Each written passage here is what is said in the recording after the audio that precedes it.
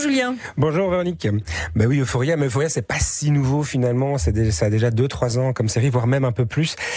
C'est une série qui a remporté beaucoup de succès et à juste titre d'abord par son esthétique, parce que c'est une série qui va au-delà, j'allais dire, du schéma ou du format classique de la série pour tous. Il y a une vraie esthétique cinématographique dans cette série et il y a un vrai point de vue, il y a une vision artistique de Sam Levinson qui est son auteur, sur une jeunesse. Alors vous allez me dire, encore une série sur l'adolescence. Oui, c'est une thématique que j'aime bien, mais ici, elle est particulière cette série parce que voilà, elle réunit toute une série d'éléments qui vont bien au-delà de ce qu'on peut trouver par exemple dans une série comme Sex Education. Ici, on va être beaucoup plus proche d'une série. Alors, je parle peut-être à des gens qui sont un peu initiés, mais à la série Skins, il y a une quinzaine d'années, on est avec une bande de jeunes. Ouais, c'est trash. On est avec des jeunes qui se défoncent, on est avec des jeunes qui sont vraiment paumés, et on est surtout avec Rue qu'on a entendu ici dans l'extrait, qui est ce personnage central interprété par Zendaya, qui a explosé avec cette série, et à juste titre parce que elle délivre une performance, et elle n'est pas la seule dans cette série, une performance d'actrice vraiment du très très haut de gamme.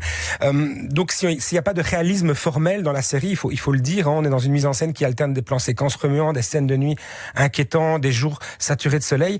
On ne cherche pas à coller à une forme de réalisme. D'ailleurs, la temporalité, le lieu n'est pas forcément ultra défini. On est dans une banlieue suburbaine américaine, middle class. On est dans les années 2010, 2020, très probablement. Mais par contre, ce qui est clair, c'est qu'on essaye de faire une analyse de mœurs d'une génération, d'une époque. On essaye de coller à un réalisme émotionnel. C'est ce que Sam Levinson va aller chercher à travers une galerie de personnages. Pas seulement Rue. Rue, bien sûr, c'est notre narratrice principale, omnisciente. Donc elle va aussi nous parler d'autres personnages qu'elle connaît, de son entourage. Mais d'abord, un petit pitch. Rue, elle a 17 ans aujourd'hui. Elle vit avec sa mère, sa petite sœur. Son père est décédé d'une longue et cruelle maladie. On le voit par flashback. Elle avait 13 ans lorsqu'il est décédé. Il est décédé à la maison. Il prenait des médicaments, des antidouleurs. Et un jour, Rue, pour se rapprocher de lui, alors qu'il dormait, a pris un antidouleur. Et s'est couché à ses côtés. C'était un opiacé de type oxycodone, le fameux. Et du coup, Rue a basculé dans l'addiction. Donc aujourd'hui, à 17 ans, Rue, elle ne pense qu'à une seule chose, c'est sa prochaine dose. Et elle observe autour d'elle ses copains, ses amis d'enfance, adolescents aujourd'hui, préoccupés par des sujets de l'adolescence. Et elle, par contre, voilà, elle est un peu en lévitation. Donc on va alterner, je vous dis, des scènes parfois proches de l'onirisme aussi. On est dans sa tête en totale déconnexion. La musique est très importante aussi dans cette série. Mais il y a un autre point de vue, et c'est ça aussi que moi qui m'a intéressé, c'est le point de vue d'une autre protagoniste, plus discrète, qui est Lexi, qui est aussi une amie d'enfance, qui est la petite sœur de la bimbo locale, je vais dire, et qui est un peu plus en retrait, et qui au fur et à mesure du récit va prendre plus de place et va nous offrir une autre perspective. Ce qui est intéressant avec le personnage de Lexi, c'est qu'elle est moins dans l'outrance, elle est moins dans les excès que l'ensemble des autres personnages sur lesquels je vais revenir, et qu'elle écrit. Elle est autrice, et donc elle écrit une pièce de théâtre sur ce qu'elle observe.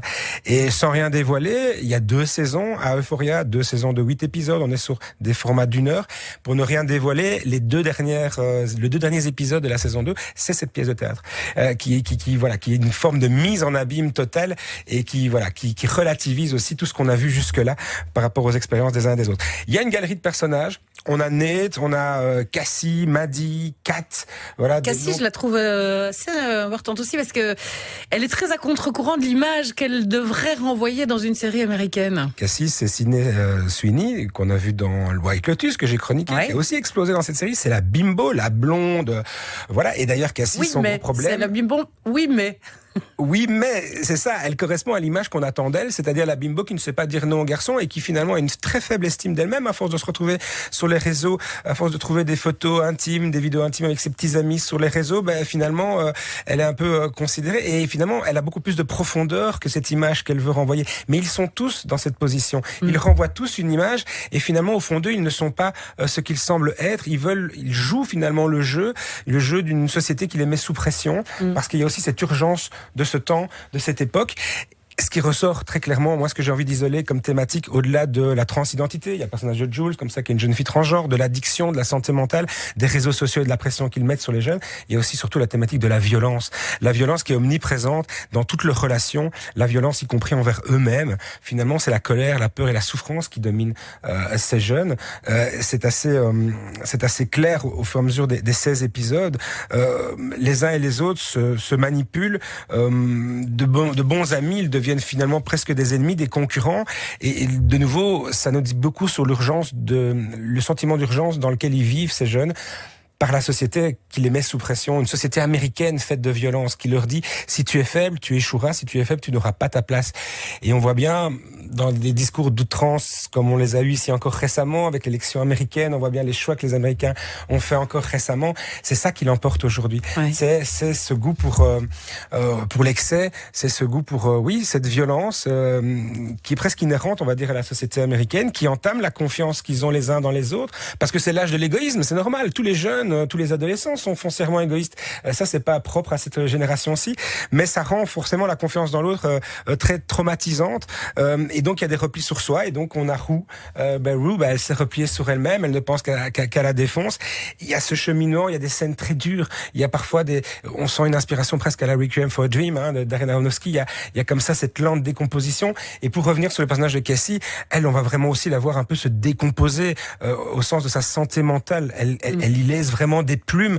Elle essaie de coller à un standard de beauté qu'elle croit intéressant, où elle se dit, elle presque ressemblait à une poupée Barbie finalement, par moment, à tel point qu'il y a une scène même où ses amis s'interrogent sur le fait si elle n'est pas en train de s'habiller pour un prochain casting pour justement la pièce de théâtre, si elle n'est pas dans la caricature d'elle-même, et elle ne voit pas où est le problème. Donc il y a des déconnexions comme ça qui se font, et on s'inquiète pour ces jeunes, parce que est-ce qu'ils vont arriver finalement à atterrir, à se reconnecter à la réalité, parce qu'ils grandissent sans repère. Il faut le dire, leurs parents, leur entourage sont défaillants. Ils sont aussi à l'origine de leur propre défaillance à ces jeunes. C'est que ils peuvent pas trouver de soutien dans la parentalité.